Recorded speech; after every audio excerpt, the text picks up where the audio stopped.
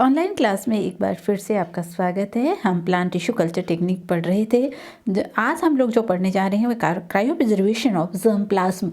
चूँकि हम सब लोग जानते हैं कि डे बाय डे जो इन्वायरमेंटल कंडीशन चेंज हो रही है, जो पर्यावरण में परिवर्तन हो रहा है, उसकी वजह से बहुत सारी ऐसी प्लांट स्पीसीज़ है जो एंडेजर्ट हो रही है या वो लुप्त प्राय हो रही है। अब हमारे सामने सबसे बड़ा प्रश्न खड़ा होता है कि इन जातियों को कैसे बचाया जाए ताकि आने वाली जनरेशन इनको काम में ले सके।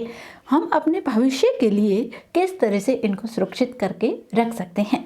जहाँ तक कंजर्वेशन की बात की जाती है तो दो तरह की चीज़ों को कंजर्व किया जाता है, एक एक्स सिटू कंजर्वेशन, एक इन सिटू कंजर्वेशन। इन सिटू कंजर्वेशन का मतलब है कि कोई भी प्लांट स्पीसीज़ को उसके नेचुरल इन्वायरमेंट में ही उसको संरक्षित कर देना। जिस तरह का वो जिस वातावरण में वृद्धि कर रही है उसी वातावरण में उसको क्या कर देना, संरक्षित कर देना, क्या कहलाएगा, इन सिटू कंजर्वेशन कहलाएगा। लेकिन बहुत सारी ऐसी प्लांट स्पीसीज जो विलुप्त प्राय होने को है या आने वाले समय में उन पर विलुप्त होने का खतरा मंडरा रहा है, या वे पादप जातियाँ जो हमारे लिए इकोनॉमिकली, मेडिसिनली, इथनोबॉटनिकली उन पादप जातियों का महत्वपूर्ण योगदान है, उन जातियों को हमने एक्स सिटू कंजर्वेशन किया है। एक्स सिटू कंजर्वेशन का मतलब है उनको नेचुरल वातावरण से हटाकर कहीं और संरक्षित करना। यहाँ जैसे botanical garden, germ plasm bank, seed bank, उसी कैटेगरी में आता है cryo preservation of germ plasm. Germ plasm का क्रायो प्रिजर्वेशन करना, उसको संरक्षित करना एक्स सिटू कंजर्वेशन के अंतर्गत आता है। ये एक ऐसी टेक्निक है जिसके अंतर्गत हम पादपों को लेबोरेटरी में कंजर्व करेंगे, उनको एक पर्टिकुलर एरिया में नेचुरल वातावरण से अलग हटकर उसको कंजर्व किया जाएगा, उनको संरक्षित किया जाएगा। कैसे, इसी की बात हम यहाँ डिटेल में करेंगे। क्रायो प्रिजर्वेशन का मतलब क्या है? What is the mean of cryo preservation? Cryo preservation in Greek शब्द क्रायोज यानी फॉरेस्ट। फॉरेस्ट का मतलब है एक क्रिस्टल फॉर्म, एक सॉलिड फॉर्म, एक पूरा तरह से लिटरली जिसको हम लोग कहें कि एक फ्रोजन स्टेज होती है, वो क्रायो स्टेज कहलाती है। बर्फ़ जिसको हम कहते हैं तो वो क्रायो, बहुत ज़्यादा कोल्ड स्टेज जो होती है उसको हम क्रायो स्टेज कहेंगे। प्रिजर्वेशन मीन्स संरक्षित करना। तो इसका जो प्रिंसिपल है वो प्रिंसिपल ये कहलाता है कि किसी भी पादप भाग को बहुत कम तापमान पर संरक्षित करने की इस विधि को हम क्रायो प्रिजर्वेशन कहेंगे। टेम्परेचर जो रखा जाएगा वो बहुत लो टेम्परेचर फ्रोज़न स्टेज में हम प्लांट टिश्यू को स्टोरेज करेंगे, उसको प्रिजर्व करेंगे। हम ऐसा क्यों करते हैं? लो टेम्परेचर पर हम उसको प्रिजर्व करने की क्यों ज़रूरत पड़ती है? क्योंकि हम सब लोग जानते हैं कि प्लांट जब एक नॉर्मल टेम्परेचर पर जब प्लांट स्पीसीज़ को आप लोग संरक्षित करते हैं तो उसमें मेटाबॉलिज्म एक्टिविटीज़ होती रहती है। जब मेटाबॉलिज्म एक्टिविटी होती है तो वो प्लांट लंबे समय तक उसको हम संरक्षित रखने में सक्षम नहीं है। इस कारण इन पादप जातियों को हम क्रायो स्टेज यानी फ्रोज़न स्टेज में कंजर्व करते हैं, जिससे उसकी मेटाबॉलिक एक्टिविटी सस्पेंड हो जाती है। यानी कि जो भी ऊतक आप क्रायो प्रिजर्वेशन में कंजर्व कर रहे हैं, उसको प्रिजर्व कर रहे हैं, वे उनका मेटाबॉलिक ज़ीरो होगा। जब मेटाबॉलिक एक्टिविटी ज़ीरो होती है, एंजाइमेटिक एक्टिविटी जब ज़ीरो हो जाती है तो सेल में डिवीज़न नहीं होगा, सेल नॉन डिवाइडिंग स्टेज में होगी। ऐसा टेम्परेचर की बहुत लो करने के कारण होगा। होता क्या है कि जब हम टेम्परेचर को डिक्रीज कर देते हैं, टेम्परेचर को बहुत ज़्यादा कम कर देते हैं, तो उसका जो यहाँ पर जो उसका जीव द्रव्य है, उसका प्रोटोप्लाज्म है जिसमें 99% वाटर होता है, वो क्रिस्टल फॉर्म में कन्वर्ट हो जाता है। यानी क्रिस्टल मतलब समझते हैं ना, बिल्कुल बर्फ लाइक स्ट्रक्चर, उसमें वो कंजर्व हो जाता है। जब वो क्रिस्टल फॉर्म में कंजर्व हो जाता है तो उसकी जो मेटाबॉलिक एक्टिविटी है वो ज़ीरो हो जाती है। जब मेटाबॉलिक एक्टिविटी ज़ीरो हो जाती है तो सेल डिवीज़न में नहीं जाती है। इस कारण हम इसको लंबे समय तक संरक्षित करके रख सकते हैं। क्रायो प्रिजर्वेशन कैसे किया जाता है? बहुत लो टेम्परेचर क्रायो प्रिजर्वेशन करने की कई तकनीक हैं, जहाँ जैसे over solid carbon dioxide eight -79 degree centigrade. अगर आप सॉलिड कार्बन डाइऑक्साइड CO2 में कंजर्व कर रहे हैं तो टेम्परेचर हमें चाहिए -79, 50 डिग्री भी, कई बार -50 भी लिखा हुआ मिल सकता है आप लोगों को कि कार्बन डाइऑक्साइड, तो -50 से लेकर 79 तक टेम्परेचर रखते हैं जब आप सॉलिड कार्बन डाइऑक्साइड में किसी भी प्लांट मटेरियल को क्रायो प्रिजर्व कर रहे हैं। दूसरी टेक्निक क्रायो प्रिजर्वेशन में होती है लो टेम्परेचर डीप फ्रीजिंग। बहुत कम टेम्परेचर पर आप डीप फ्रीजिंग करिए और टेम्परेचर रखा जाता है -80 degree centigrade in vapour phase of nitrogen. जब नाइट्रोजन वेपर में होती है ना, अगर वो वेपर फॉर्म में नाइट्रोजन है तो टेम्परेचर रखेंगे -150 डिग्री सेंटीग्रेड। अगर आप लिक्विड नाइट्रोजन में स्टोरेज कर रहे हैं प्लांट टिश्यू को तो टेम्परेचर रखा जाता है -196 डिग्री सेंटीग्रेड। तो ये क्रायो प्रिजर्वेशन की अलग अलग टेक्निक है जहाँ पर पादप एक्सप्लांट को भविष्य के लिए सुरक्षित करके रखा जा सकता है ताकि जब हम ज़रूरत पड़े तब उस पादप भाग को काम में लेकर प्लांट टिश्यू कल्चर तकनीक की सहायता से नए पादप को रीजनरेट कर सके। सबसे इम्पोर्टेंट टेक्निक क्रायो प्रिजर्वेशन में है लिक्विड नाइट्रोजन में। ये ध्यान ही रख लीजिए, बहुत सारे एग्जाम में ये प्रश्न पूछा जाता है। लिक्विड नाइट्रोजन में -196 डिग्री सेंटीग्रेड पर पादप कोशिकाओं को सुरक्षित करने की तकनीक, प्रिजर्व करने की जो तकनीक है उसको हम क्रायो प्रिजर्वेशन कहते हैं। ये एक सामान्य तकनीक है क्रायो प्रिजर्वेशन की। इस अवस्था में सेल कंप्लीटली इनएक्टिव होती है, इस कारण इसको लंबे समय तक कंजर्व करके रखा जा सकता है, संरक्षित करके रखा जा सकता है। Cryopreservation successfully applied for germplasm conservation of wide range of plant species like rice, wheat, peanut, cassava, sugarcane, strawberry, coconut, etc. जो ऑर्थोडॉक्स सीड जिन पादपों में होते हैं उन पादपों के जर्मप्लाज्म को लो टेम्परेचर पर लंबे समय तक सुरक्षित रखा जा सकता है। क्रायो प्रिजर्वेशन तकनीक की मैकेनिज्म क्या है? क्रायो प्रिजर्वेशन तकनीक की निम्न, सबसे पहले आपको जो प्लांट पार्ट कंजर्व करना है उसका सिलेक्शन करना होगा। उसके बाद प्लांट सेल को फ्रीजिंग स्टेज में लाने के लिए, प्लांट सेल को लंबे समय तक सुरक्षित रखने के लिए क्रायो प्रोटेक्ट इसमें डालने होंगे।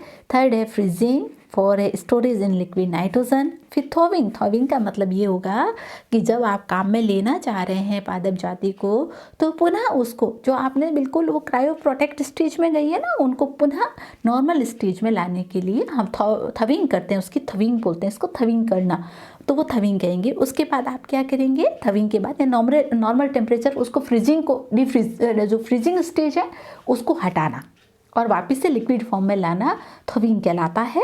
फिर उसके बाद जो मटेरियल है उसको वॉशिंग और रिकल्चरिंग कही जाएगी।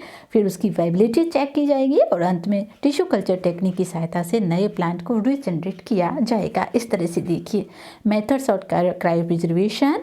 कोई भी प्लांट पार्ट जो आपने क्रायो प्रिजर्व करके रखा है, चाहे वो सस्पेंशन सेल है, सोमेटिक सेल या जाइगोटिक एम्ब्रियो है, उसको आप यहाँ का लिक्विड नाइट्रोजन में उसको क्रायो प्रिजर्वेशन करेंगे। फिर उसका स्टोरेज करेंगे।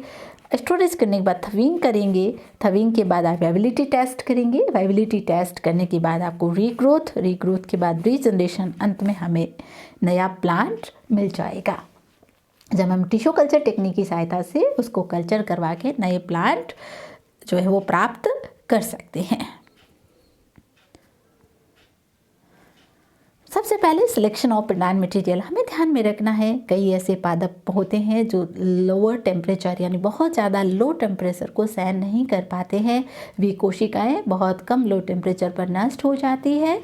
उन कोशिकाओं को हम प्रिजर्व नहीं कर सकते। हम खासकर ऑर्थोडॉक्स सीड जिन प्लांट्स में पाए जाते हैं उनको लंबे समय तक संरक्षित कर सकते हैं क्योंकि वे पादप जो है पादप भाग लो टेम्परेचर पर वो संरक्षित रहते हैं और आगे जब आप वापस इसको टिश्यू कल्चर में काम लेंगे तो सेल डिवीज़न करके नया प्लांट रीजनरेट करने में सक्षम होंगे। तो कोई भी प्लांट पार्ट जो लो टेम्परेचर को सहन कर सकता है उसको आप प्लांट मटेरियल के लिए काम में ले सकते हैं। उसकी प्लांट मटेरियल का नेचर और डेंसिटी, दो बातों को आपके ध्यान में रखना होगा। नेचर कैसा है उसका और डेंसिटी किसकी है।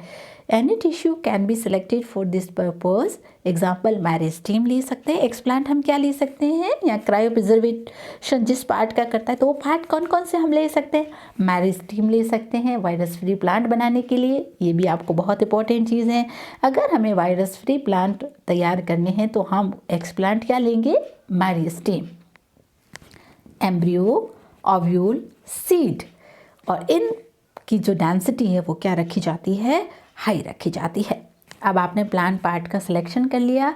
सिलेक्शन करने के लिए बाद जब आप स्टोरेज इसको करेंगे तो उससे पहले आपको इसमें क्रायो प्रोटेक्ट इसमें ऐड करने पड़ेंगे, उनका एडिशन करना पड़ेगा। They are chemical which prevent cryo destruction, यानी कि निम्न ताप पर, लो टेम्परेचर पर जो सेल को हानि पहुंचती है, सेल जो रप्चर हो जाती है, सेल जो नष्ट हो जाती है, उसको बचाने के लिए इसमें हम क्रायो प्रोटेक्ट ऐड करते हैं।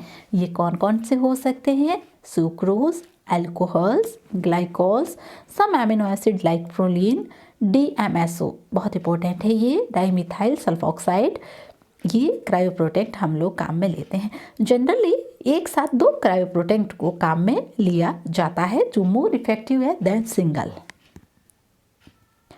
फ्रीजिंग, अब हम क्या करेंगे कि आपने प्लांट ले लिया, उसमें आपने क्रायो प्रोटेक्ट को ऐड कर दिया, उसके बाद फ्रीजिंग की जाएगी। क्योंकि चूँकि हम सब लोग जानते हैं क्रायो प्रिजर्वेशन में हम लो टेम्परेचर पर प्लांट पार्ट को संरक्षित कर रहे हैं, तो ये फ्रीजिंग की कैसे की जाती है। 4 डिफरेंट मेथड्स हैं। पहला है स्लो फ्रीजिंग मेथड, धीरे धीरे स्लो फ्रीजिंग की जाती है। तो इसमें क्या किया जाता है, द टिश्यू और plant material is slowly frozen at low cooling rate, slowly frozen at low cooling rate. The advantage is the plant cell are partially dehydrated and survive better. इसमें पूरी तरह से सेल डिहाइड्रेट नहीं होगी, partially dehydrate होती है और उसकी सर्वाइविंग कैपेसिटी है वो बेटर होती है। रैपिड यानी एकदम हम टेम्परेचर को क्या कर देंगे, करेंगे, कम कर देंगे। लिक्विड नाइट्रोजन में संरक्षित करने की ये विधि है rapid freezing method. Step wise freezing method, दोनों लो हाई, इस तरह से हम एक स्टेप वाइज फ्रीजिंग करेंगे। तो ये जो प्रोसेस होता है वो स्टेप वाइज फ्रीजिंग मेथड कहलाता है। Dry freezing, in this method dehydrate cell and seed are stored, जो पूरी तरह से सेल डिहाइड्रेट हो जाती है और जो सेल ड्राई होती है उसको हम ड्राई फ्रीजिंग मेथड में स्टोरेज करते हैं। स्टोरेज कहाँ है, अब आपने टेम्परेचर धीरे धीरे कम किया तो हम इसको स्टोरेज करते हैं। फ्रोजन सेल को एक स्पेसिफिक टेम्परेचर पर इसको स्टोरेज किया जाता है और ये टेम्परेचर अगर आप कार्बन डाइऑक्साइड यानी सॉलिड कार्बन डाइऑक्साइड ले रहे हैं, वेपर नाइट्रोजन ले रहे हैं या लिक्विड नाइट्रोजन ले रहे हैं, उस आधार पर टेम्परेचर अलग अलग वेरी करता है। -70 डिग्री सेंटीग्रेड से लेकर -196 डिग्री सेंटीग्रेड तक हो सकता है। लिक्विड नाइट्रोजन में अगर आप इसको स्टोरेज कर रहे हैं तो टेम्परेचर कितना रखना होगा आपको, -196 डिग्री सेंटीग्रेड। और ज़्यादातर मेथड क्रायो प्रिजर्वेशन में हम लोग पढ़ते हैं तो हम लोग यही कहते हैं कि लिक्विड नाइट्रोजन में पादप भाग को -196 डिग्री सेंटीग्रेड पर संरक्षित करने की ये विधि क्रायो प्रिजर्वेशन कहलाती है। अब आपने क्रायो प्रिजर्व कर लिया और आप चाहते हैं कि हमें नया प्लांट रीजनरेट करना है जो आपने संरक्षित करके रखा हुआ मटेरियल है, तो आपको थोविंग जिसको हम कहते हैं पहले करना पड़ेगा। कैरिड आउट, हम वॉल्स में वार्म वाटर जो होता है कि टेम्परेचर को गिराना, कि जो बिल्कुल एकदम बहुत ज़्यादा फ्रोजन स्टेज में, तो उसको फ्रोजन स्टेज से हमें निकालना क्या कहलाता है, थविंग कहलाता है। तो हम इसको गर्म वाटर की वॉल्स होती हैं, वेसल्स जो होती है उसमें हीट वाटर होता है और उसके अंदर इस मटेरियल को डालकर उसके टेम्परेचर को नॉर्मल किया जाता है, तो इसको हम क्या कहते हैं, थविंग कहते हैं। वॉशिंग एंड रिकल्चरिंग, अब आपने जो थविंग करने के बाद आप इसको वॉश करेंगे ताकि क्रायो प्रोटेक्ट आपने इसमें ऐड किए हैं उसको रिमूव किया जा सके। उसको हम रिमूव करने के लिए इसको धीरे धीरे वॉश करते हैं। वॉश करने के बाद हम इसको फ्रेश मीडिया पर कल्चर करेंगे। प्लांट पार्ट को फ्रेश मीडिया पर कल्चर किया जाएगा।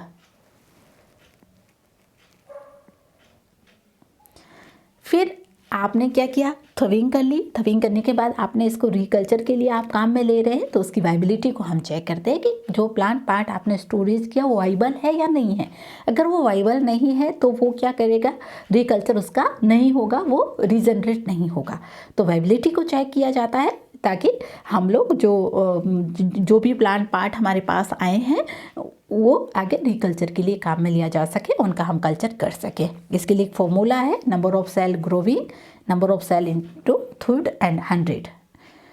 प्लांट रीजनरेशन, अब हम क्या करेंगे कि वाइबल सीड होते हैं उनको specific growth medium, non specific growth medium पर उनको कल्चर किया जाता है सारे सुटेबल इन्वायरमेंटल कंडीशन में। जितनी भी इन्वायरमेंटल कंडीशन जो पौधे के लिए ज़रूरी होती है उसकी उपस्थिति में एक्स प्लांट को ग्रो करवाएगा। फिर कैलस बनता है, कैलस से एम्ब्रियो, एम्ब्रियो से नया प्लांट रीजनरेट हो जाता है और उसके बाद हम उसको फील्ड में ट्रांसफ़र कर देंगे।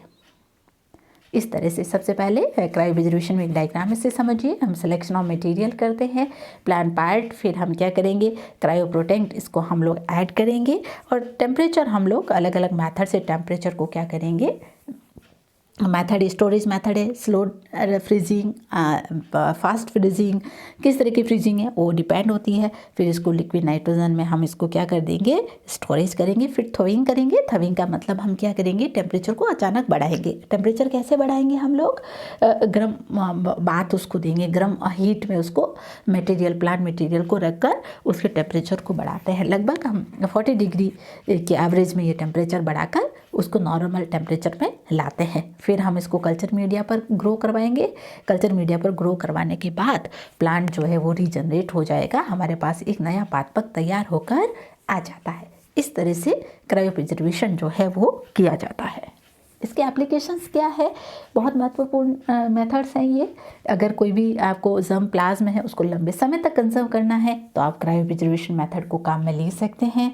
डिजीज फ्री प्लांट को can be conserve and propagated. अगर आप मेरिस्टेम, मैंने कहा ना मेरिस्टेम, हम कोई प्लांट जो है उसके मेरिस्टेम को अगर हम कंजर्व करते हैं तो इससे जो प्लांट रीजनरेट होगा वो कैसा होता है, डिजीज फ्री होता है। ऑर्थोडॉक्स सीड जो होते हैं, वे सीड जो लो टेम्परेचर को सहन कर सकते हैं, उनको काफ़ी लंबे समय तक कंजर्व करके रखा जा सकता है। एंडेजर्ड स्पीसीज़ को करके प्लांट पार्ट को कंजर्व करके रख सकते हैं। वे स्पीसीज जिनके भविष्य में ख़त्म होने की संभावना है उनको हम टिश्यू कल्चर टेक्निक में क्रायोप्रिजर्वेशन मेथड के तहत लंबे समय तक सुरक्षित रख सकते हैं।